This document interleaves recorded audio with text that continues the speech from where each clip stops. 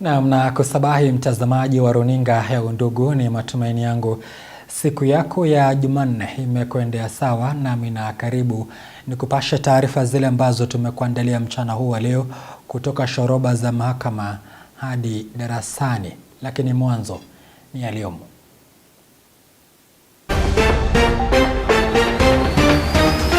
Mawakili wa Gachagua wapinga uhalali wa naibu jaji mkuu Philomena Mwilu kuteua jopo la majaji watatu kusikiza kesi ya kumbandua Gachagua. From Kirinyaga Court in the middle of the night was a gross irregularity.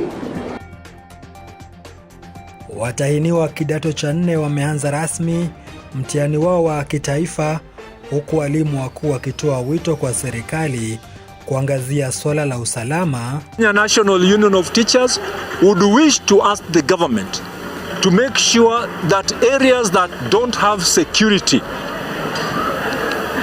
teachers and learners are kept safe.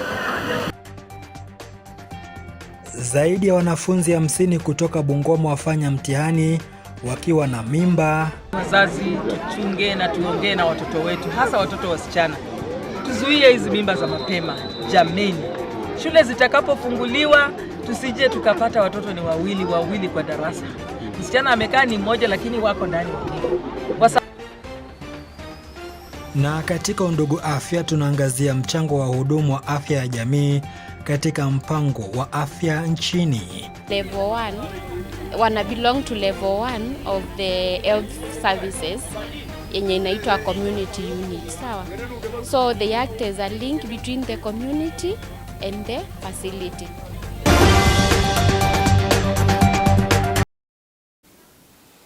Mimi ni Zablon Macharia na una mwanya wa kulonga nami 0782 705 705. Maoni yako ni yapi kuhusu swala hili la kesi ya kumbandua aliyekuwa naibu wa rais Rigathi Gachagua?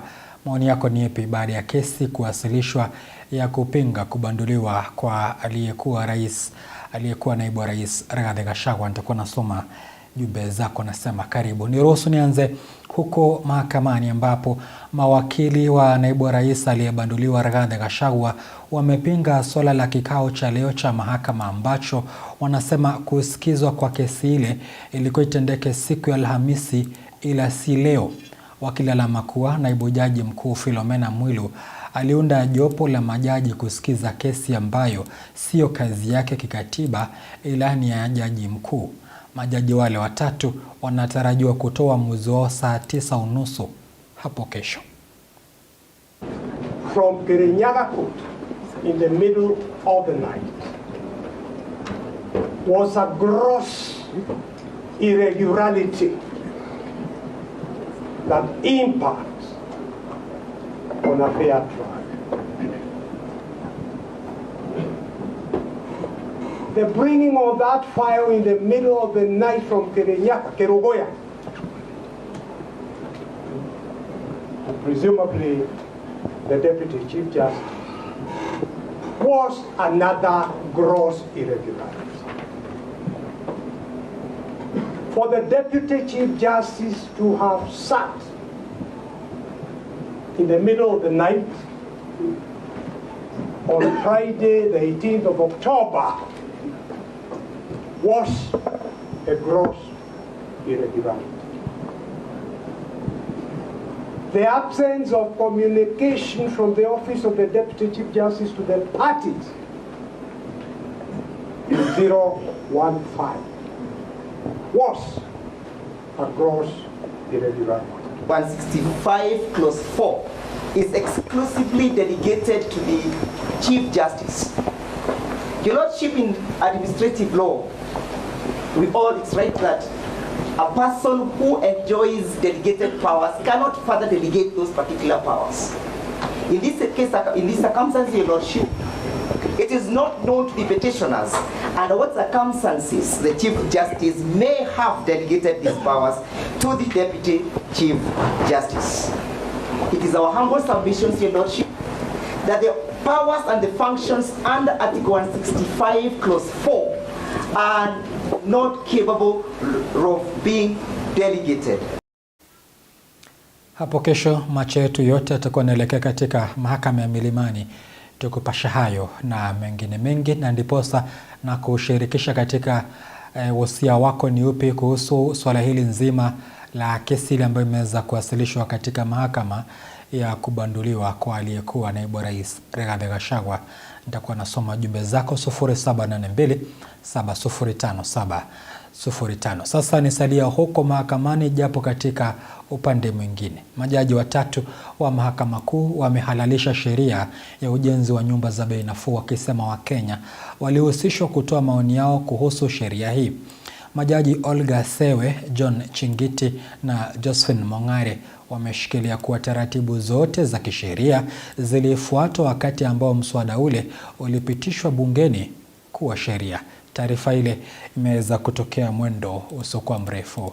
Ndio taarifa ile ambayo tumeweza kuipokea, ambapo wewe yule ambao umeweza kuajiriwa utakuwa unakatwa mshahara wako ule ambao ni ushuru wa nyumba za bei nafuu baada ya kuhalalishwa na mahakama. Kwingineko ni kwamba naibu rais aliyebanduliwa afisini Rigathi Gachagua amedinda kujiwasilisha katika makao makuu ya jinai DCI ili kuandikisha taarifa kuhusu madai aliyoibua siku ya Jumapili. Akizungumza na wanahabari siku ya Jumapili mara baada ya kuondoka alipokuwa azwa, Gachagua alizungumzia jaribio la kumwekea sumu mara mbili ili kumwangamiza.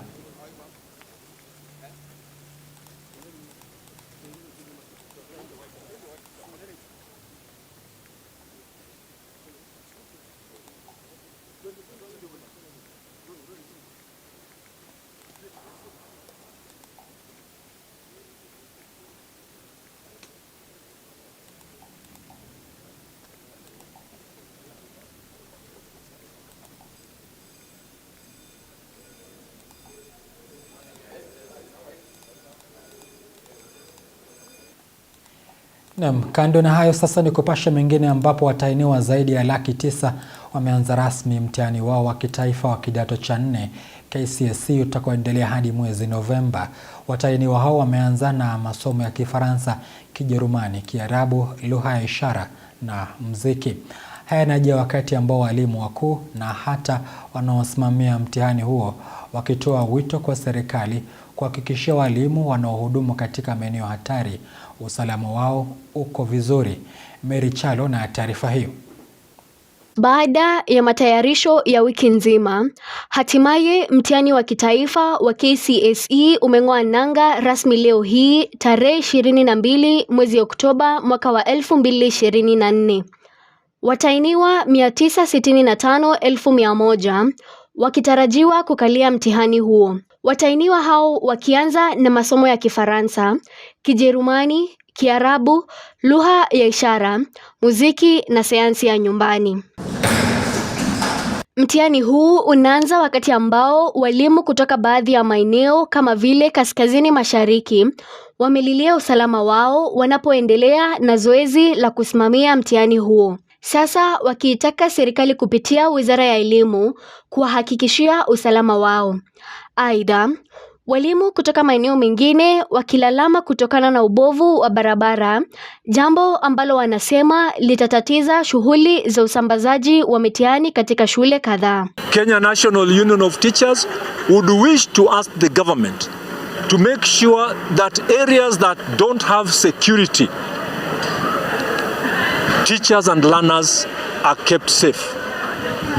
For the sake of doing these exams or carrying out these exams in the way, the best and most acceptable manner. As it is now, examination officials will be dropping off their cars more than 2 kilometers away at the point where this bridge has collapsed, where we are right now.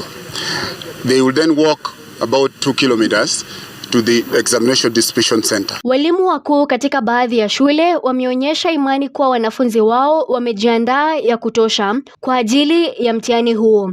Aidha, wametoa wito kwa walimu wanaosimamia mtihani huo kuhakikisha kuwa wanasimamia bila ubaguzi, huku wakizingatia mtihani huo utakaoamua mustakabali wa maisha ya watahiniwa hao. To promise the parents that we are going to deliver a credible examination, and we are calling upon all parents, wherever they are, they should just pray for our candidates. We feel that they are well prepared to tackle the examination. We can only wish them the very best because their parents have done their best and the rest now we leave to God. Aidha, Baraza la Mitihani nchini NEC lilitoa maelekezo mapya ya kukabiliana na udanganyifu katika mtihani huu wa kitaifa. Kati ya maelekezo hayo yakiwa ni kuwa wasimamizi na wafuatiliaji watakuwa katika chumba cha mitihani bila simu, wasimamizi kuzungushwa katika vituo vya mitihani, majina ya watahiniwa yataandikwa kwenye karatasi zao za maswali pamoja na mengine. Who will be found engaging in any examination offenses or malpractices. I therefore call upon all of you and the candidates, center managers, supervisors, invigilators to comply with the examination regulations, failure to which they will face the full force of the law.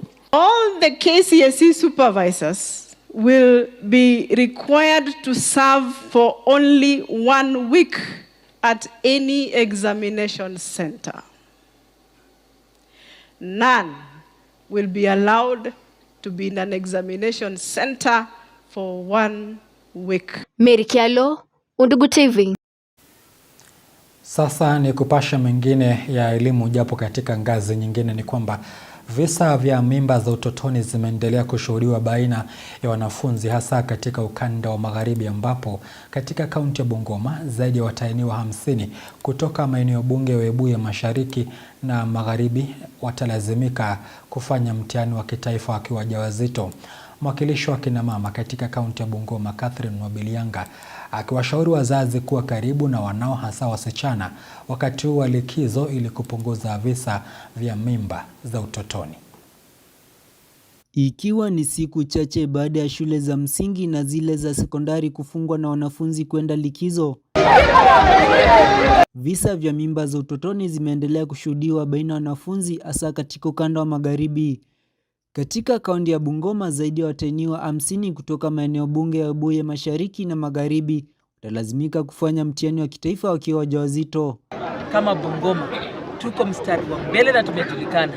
Mamba za mimba za mapema. Hata sasa hivi ninapoongea wanafunzi karibu waanze mtihani. Jana nimekuwa kwa celebration Webuye East. Webuye East peke yake watoto 46 ambao wanatakana kufanya mtihani wako na mimba. Hapa Mount Elgon bado sijapata hesabu. Webuye West watoto 26 wako na mimba, wajafanya mtihani, tunangoja wafanye mtihani. Mwakilishi wa kina mama katika kaunti ya Bungoma, Catherine Nobilianga, akiwashauri wazazi kuwa karibu na wanao, hasa wasichana, wakati wa likizo ili kupunguza visa vya mimba za utotoni eneo hilo. Wazazi tuchunge na tuongee na watoto wetu, hasa watoto wasichana. Tuzuie hizi mimba za mapema. Jameni, shule zitakapofunguliwa tusije tukapata watoto ni wawili kwa darasa. Msichana amekaa ni mmoja lakini wako ndani wawili. Kwa sababu ya nini? Sisi wazazi tunaogopa kuongea na watoto wetu. Ongea na mtoto wako. Mtoto wako msichana akitoka, muulize umeenda wapi mwanangu. Alibaini kuwa kama njia mojawapo wa kupunguza mimba za mapema, ameanzisha michuano ya mpira ili kuwashirikisha vijana wakati wa likizo. Na nia ya mama kwanza mpira ilikuwa ni kupunguza mimba za mapema. Kwanza mimba za mapema kwanza zinaletwa na sisi wenyewe, vijana wetu na wasichana wetu. Msichana hawezi pata mimba kama hajakuwa na kijana. Sasa lazima occupy wote, wasichana na vijana. Ndio mama akaona tujumike wote wawe wanakuwa occupied, wasikwe idle. Unapotoka shule anytime, mzazi mzuri lazima uulize mtoto umetoka wapi. Saa ya kutoka shule ni saa 12. Wewe unaingia hapa saa 4 ya usiku, unatoka wapi? Hapo tutakuwa tunaongea na watoto. Tuna makanisa tutumie media house. Counselors from all over. Pastors ambao mko kati yetu, mtusaidie sisi viongozi tuongee na hao watoto. Hayo yanajia wakati ambapo katika kaunti ya Kilifi visa hivi vimeonekana kupungua kwa kiasi kikubwa. Kulingana na afisa mshirikishi wa afya katika kaunti hii, Kennedy Miriti, visa hivi vimepungua kutoka 30% hadi 12%. Kaunti ilikuwa ina rekodi 33%, mwaka uliofuatia ikateremka kidogo ikakuja 26%, 19% mwaka uliofuatia. Lakini kwa sasa tumeweza kufikia 12%. Niliacha shule kwa sababu nilikuwa nimepata ujauzito ambapo hapo nilikuwa na miaka 17, ambapo nilikuwa class 7. So kupata mimba vile ndo ikabidi ni drop shule. Isaac Musyoka, Undugu TV. 15 baada ya saa 2, niruhusu nizame kidogo japo una fursa ya kuendelea kuulunga nami. Maoni yako ni ipi kuhusu kesi ile ambayo imeweza kuwasilishwa katika mahakama kuu ya kupinga kubanduliwa kwa aliyekuwa naibu wa rais Rigathi Gachagua? 0782705705 natuma arafa zako hapo nami nawajibika upande huu wa pili. Nitakuwa nasoma moja baada ya nyingine. Nazama naibuka, usicheze mbali.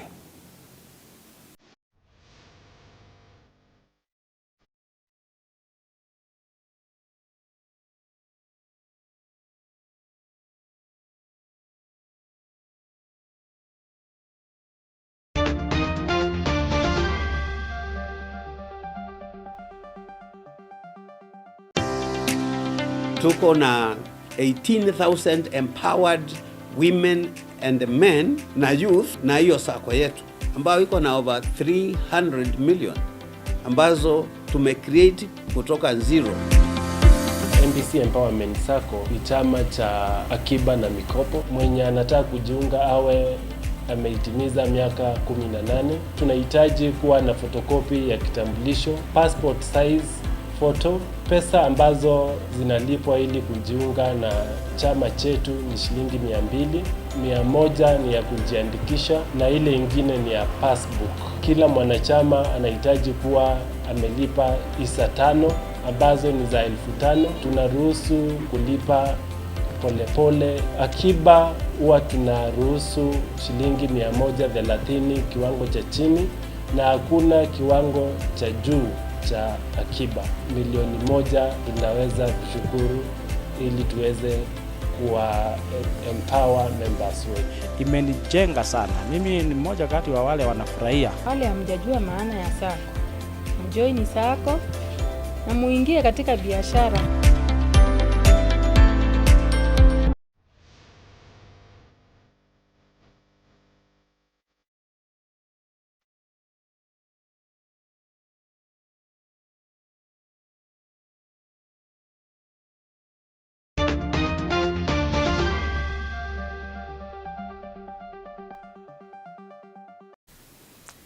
Na karibu tena kwenye awamu ya pili. Kuna wale ambao wanaendelea kuulunga nami. Swali letu la leo, maoni yako ni yapi kuhusu kesi ile ambayo inaendelea katika mahakama ya kubanduliwa kwa naibu wa rais aliyebanduliwa Rigathi Gachagua? Undugu TV, huu ni Makao Nzioka kutoka Manyata Kangundo. Chenye kinaendelea Kenya ni sinema, na kama viongozi wanalia, na sisi wananchi tutafanya nini? Shwari. Asante Kome, asimame na haki. David Lumayani anasema Undugu tuko sawa. Endelea kulonga nami. Sasa ni kupasha mengine. Utafiti wa hivi karibuni umeonyesha kuwa takriban watoto milioni 800 kutoka nchi zinazoendelea ikiwemo Kenya wameathiriwa na sumu ya madini ya lead almaarufu sumu ya risasi. Utafiti huo ulifanywa na shirika la USAID umebaini kuwa sumu ya risasi imewaathiri watoto na kina mama wajawazito kwa kiasi kikubwa na kuwasaidia kupoteza mimba na kuzaliwa kwa watoto walio na ugonjwa wa kiakili. Globally, an estimated 1 out of 2 children in developing countries has elevated levels of blood, elevated lead levels in their blood. And it affects, as Luigi mentioned, nearly 800 million children worldwide. Lead poisoning, especially in children, is devastating with irreversible effects. Lead poisoning exposure has detrimental effects, especially to the pregnant mothers, their unborn children. Remember, this hazard to the pregnant mothers can lead even to miscarriage, premature birth, stillbirth, low birth weight, and congenital malformations. The estimates from the World Health Organization indicate that lead poisoning accounts to 0.6% of the global burden of disease and contributes to approximately 600,000 cases of intellectual disability in children annually. These are not just figures. They are figures that could be alarming in the future. There's already a directive about replacing the asbestos sheets across the country. So what are we doing about this? How are we going to take care of while disposing these asbestos? It is important as a ministry, as a community, and as a consortium to be able to come up with solutions. You see, the minister has declared himself. The Ministry of Environment have already declared, but what are we doing about it? Because we must be part and parcel of the solution. It is not just about removing, but there's also that which can harm if they are poorly removed and disposed. We must review laws, regulations, guidelines, and strategies to tackle the emerging chemical of environmental and health concerns, including antimicrobial resistance through the One Health approach. Mwenyekiti wa Baraza la Maaskofu katika ukanda wa Pwani, Wilbard Lago wa Kanisa Katoliki la Malindi pamoja na wanachama wengine wamesema kuwa utekaji nyara wa wananchi wa Uturuki kunaweza haribu uhusiano wa Kenya na Uturuki pamoja na muonekano wa Kenya katika mataifa ya nje ya nchi. Usemi huu unajia baada ya waliotekwa kurejeshwa kwao katika taifa la Uturuki kutokana na ombi la serikali ya Uturuki. Hawa waliotekwa nyara ni watu ambao tunawafahamu. Baadhi yao wanaendesha shule kama Light Academy. Wana promote amani nchini. Kenya ni nchi ambayo inajulikana kwa kuwa ni nchi amani, nchi ambayo inapendwa na wageni wengi, hasa wageni kama hawa ambao wamekuja hapa Kenya kwa ajili ya kusaidia wananchi wa Kenya, hasa kwa mambo ya elimu. Na ikiwa watu kama hawa tumesikia wametekwa nyara na ni siku kadhaa mpaka leo hawajapatikana, ni jambo la kusikitisha, na ni jambo ambalo litaitia nchi ya Kenya katika aibu kubwa ya kuonekana kwamba nchi yetu haina amani au wageni hawako salama, na itakuwa imeharibu sifa za nchi yetu ambayo ni nchi ambayo inatembelewa na wageni wengi. Ina maana kwamba hata wageni wengi wataogopa kuja kutembea Kenya hivi sasa kwa tukio kama hili. Unga mkono kabisa ya kwamba ni vyema serikali yetu iweze kuwa makini sana na jambo hili la utekaji nyara wa raia na hata wale ambao si raia wa nchi hii, kwa sababu mahali popote kunapokuwa na visa vya utekaji nyara ni vigumu sana kwa watalii kuweza kuja kutalii na kuweza kutuletea fedha ambazo tunazihitaji sana katika taifa letu. Wadau katika sekta ya utalii nchini wanasema kuwa sekta hiyo imeshuhudia ongezeko la watalii baada ya ugonjwa wa COVID-19.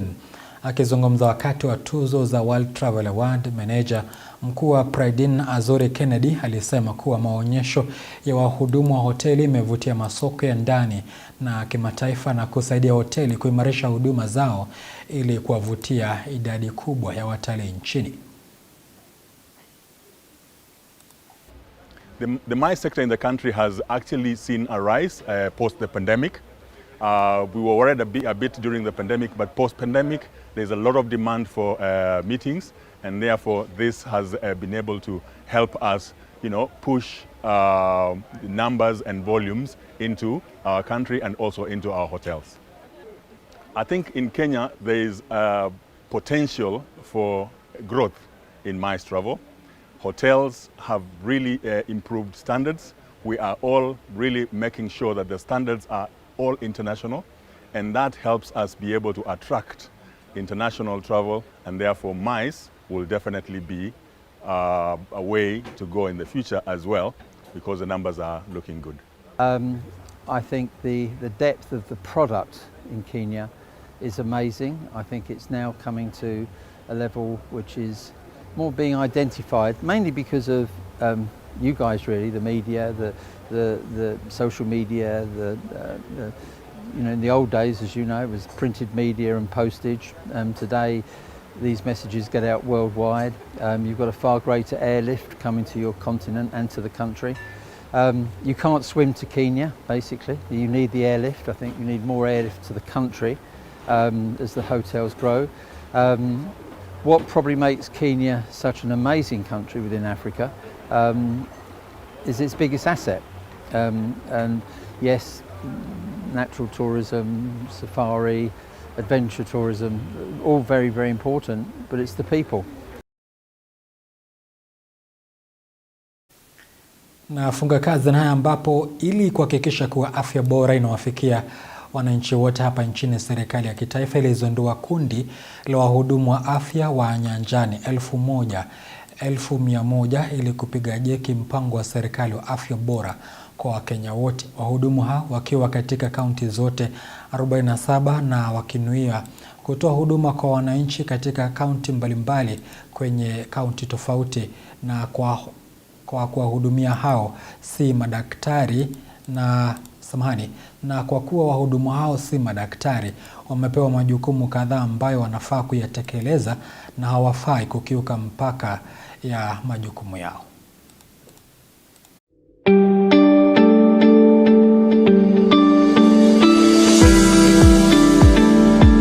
Huku Wakenya wengi wakijiuliza haswa kazi ya uhamasishaji wa afya ya jamii ni ipi. Akizungumzia baadhi ya kazi wanazozifanya wahamasishaji wa afya ya jamii, msimamizi Carol Munene amesema kuwa ingawaje si wafanyikazi wa kila siku, wamepewa msaada wa kutoa huduma kama vile kutoa ujumbe muhimu wa afya, kutambua dalili na masharti ya magonjwa, kushughulikia magonjwa madogo kama vile kuendesha, kwa msaada wa wasimamizi wa afya ya jamii na kurejesha kwa wenye kituo cha afya kama ni nje ya mipaka yao. Aidha, wahamasishaji hawa hutumika kama kiungo kati ya jamii na vituo vya afya. Community health promoters ndio level 1, wana belong to level 1 of the health services yenye inaitwa community unit, sawa? So they act as a link between the community and the facility. They treat minor ailments. Wakipata mgonjwa tuseme ako ni fresh wound, amegongwa mahali ama amedungwa na kitu, wanasaidia kumpea first aid ndio wamrefer kwa community, because they are not madaktari lakini wamefunzwa how to treat minor ailments. So unapata every month kuna hizo priority households zenye wanafaa kwenda every month, kama hiyo ya mama mjamzito, ya mtoto under 5, watu wenye wako na chronic illness. Ingawaje wahamasishaji hawa wa afya ya jamii wamepewa mafunzo ya jinsi ya kushughulikia magonjwa au hali tofauti za afya, wao hujipata katika hali ngumu ya kutokubalika na wanajamii. Sasa wanaomba wanajamii kuwakubali ili kuwasaidia, huku wakiwahimiza kuwa wenye uwazi wanapouliza maswali kuhusu afya zao. Yangu ni kuwahimiza wanakijiji wanapowaona au Wakenya wanapowaona CHPs kwa vijiji, wasiwe wanatense, wao wanawaelezea kila kitu juu wakijua, yani wakikutana na wao wakijua watawafundisha mengi.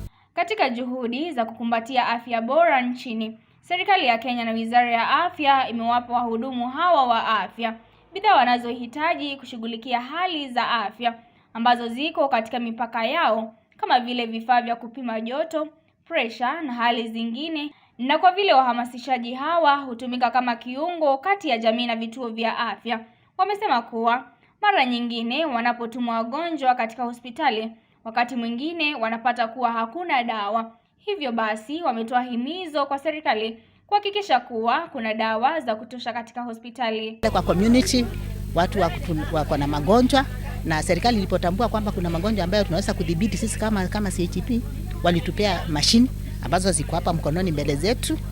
Tukiingia pale tunakuanga na mashini kama hii ya kupima sukari.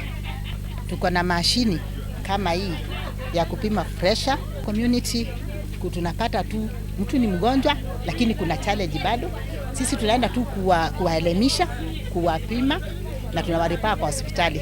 So wengi wakija kwa hospitali maana kiasi tu wanapata dawa zingine hakuna, kuna upungufu wa dawa.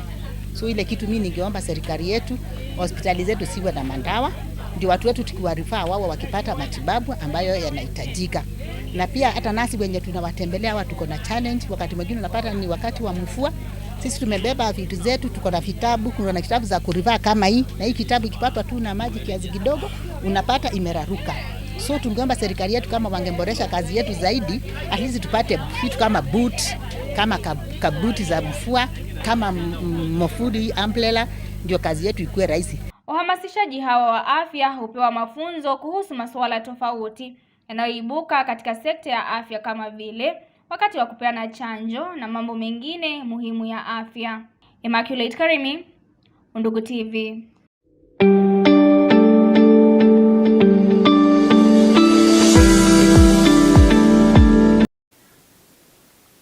Naam, dakika ni 31 baada ya saa 2 hapo ndio nafungia kazi katika taarifa zetu za jioni hii. Leo nasema asante sana, lakini ruhusu niweze kusoma jumbe zako zile ambazo umeweza kunitumia. Bwana Macharia, salimika sana na salimika, asante. Wasalimia hao pamoja. Anasema hivi, DP ni mpango uliopangwa na mahasidi zetu na sio haki. Huyo ni Hariso kutoka upande wa Kiambu. Tunaonelea Gachagua awekewe siasa tupu juu, kama ni ufisadi wote wako hivyo. Wangewajua sikuelewi, lakini huyu ni nani? Najaribu ni DM kutoka upande wa Kajiado. Asante. Nashangaa vile Gachagua, kumbukeni matusi zake, saizi ananyenyekea, naomba aende nyumbani tusonge mbele. Huyu ni William Simba kutoka upande wa Lang'ata. Asante. Tunaomba Gachagua kubali matokeo, hawezi kaa kwa nyumba ambaye atakikani. Huyu ni John kutoka upande wa Narok. Haya, sisi tunakuhitaji leo, kesho na hata milele. Mimi ni Zablon Macharia, nafungia kazi hapo. Tupatane siku ya kesho akirithia Maulana. Kuwa na usiku mwanana. Kwaheri.